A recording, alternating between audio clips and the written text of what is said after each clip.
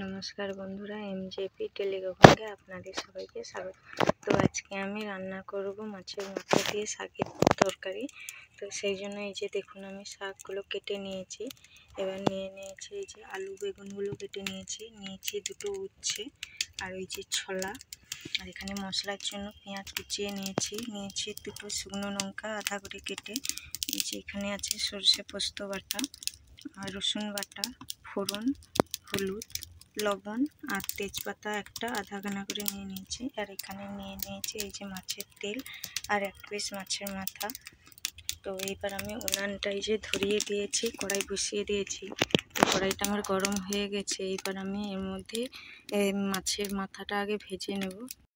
আলু বেগুনগুলো আমার ভাজা হয়ে গেছে। এবার আমি আলু বেগুনগুলো নামিয়ে এর মধ্যে আমি হলুদ আর লবণ একটু অ্যাড করে দিয়েছিলাম। তোমরা চাইলে এখানে গাজরও ব্যবহার করতে পারো, তো আমি গাজরটা ব্যবহার করিনি। তো আমি আলু বেগুনগুলো তুলে নিয়েছি। এবার কড়াইয়ের মধ্যে আবার একটু তেল দিয়ে দিচ্ছি, দিয়ে এবার আমি উচ্ছেগুলো ভেজে নিচ্ছি।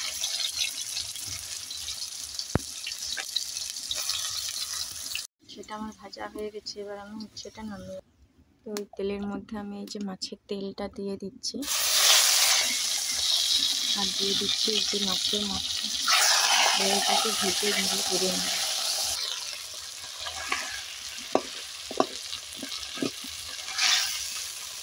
আমি মাছের মাথাটা ভেজে গুঁড়ো করে নামিয়ে নিয়েছি। তো এখানে আমি একটু তেল অল্প কমিয়ে নিয়েছি। তো অত তেলে রান্না করব না, যেহেতু বাড়িতেই খাবো, সেই জন্য আর অত তেলে রান্না করছি না, অল্প তেল দিয়ে দিয়েছি। এবার আমি কড়াইয়ের মধ্যে দিয়ে দিচ্ছি এই যে শুকনো লঙ্কা, তেজপাতা আর ফোড়ন, দিয়ে দিচ্ছি এই যে পেঁয়াজ কুচি।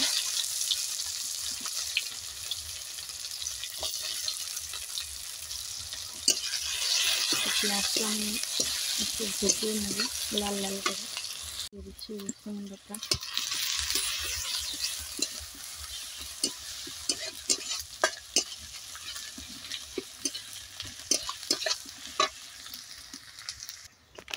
দিয়ে দিচ্ছি অল্প একটু লঙ্কার গুঁড়ো। তো এবার আমি দিয়ে দিচ্ছি যে ছোলা আর শাক। তো শাকটা দিয়ে আমি একটু নেড়ে দিয়েছি। তো এবার আমি দিয়ে দেবো স্বাদ মতন লবণ, দিয়ে দিচ্ছি 1 চামচের মতন হলুদ গুঁড়ো,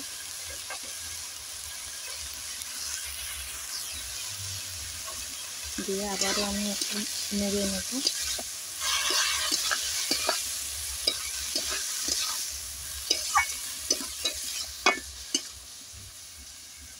এবার আমি ঢাকনা দিয়ে দেবো। এবার আমি দিয়ে দেবো ভেজে রাখা এই যে মাছের মাথা আর উচ্ছে আলু বেগুনগুলো।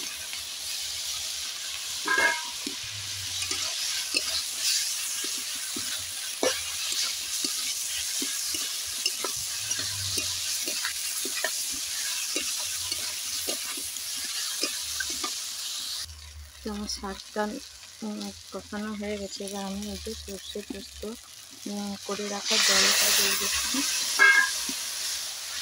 তোমরা চাইলে এখানে জল নাও দিতে পারো, অল্প আঁচে নেড়ে চেড়েই রান্নাটা করে নিতে পারো। এখানে আমি 5-6 মিনিটের মতন ঢাকনা দিয়ে রেখে দিয়েছিলাম। তো ঢাকনাটা খুলে আমার শাক তরকারি সব প্রায় রেডি হয়ে গেছে। এবার আমি এটা নামিয়ে নেব।